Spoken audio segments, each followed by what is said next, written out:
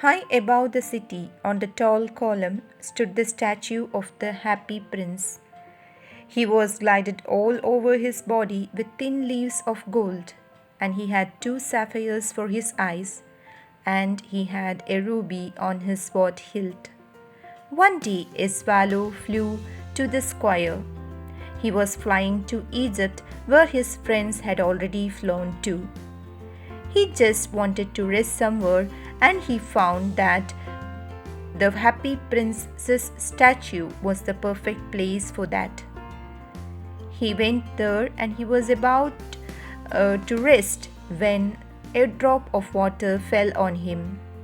He looked at the sky whether it was raining, but no.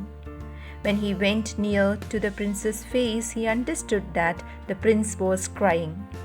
He asked the prince what was the reason for his tears. The prince replied that when he was a prince with a human heart, he was very happy because he was living in the palace and he did not know the misery of the city. But when he was dead, he was set up in such a place, at such a high place, that he could see the misery of the whole city.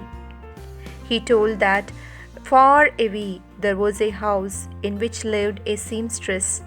She was doing the embroidery for the frocks of the most loveliest of the queen's maids of honors to be worn in a ball. She had a son who was very sick and he was asking for oranges, but she did not have enough money to buy the oranges and she was giving only river water. The prince requested the swallow to take the ruby from the sword hilt and give it to the seamstress. He wanted to give it himself, but he was attached to the pedestal and he could not move. So he asked for swallow's help. The swallow was reluctant at first, but agreed to help the prince that night. He took the ruby and went to the seamstress' house. Both the seamstress and the boy, they were asleep. The swallow left the ruby near the temple of the seamstress, and thus he flew away. And when he reached the prince, he told the prince that he felt so warm even though it was very cold outside. The prince replied that it was because he had done a good action, that is why he felt so warm.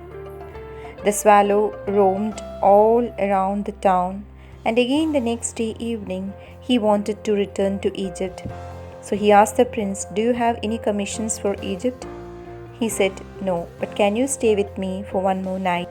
The prince told about a man who was writing for a playwright, a drama for a playwright.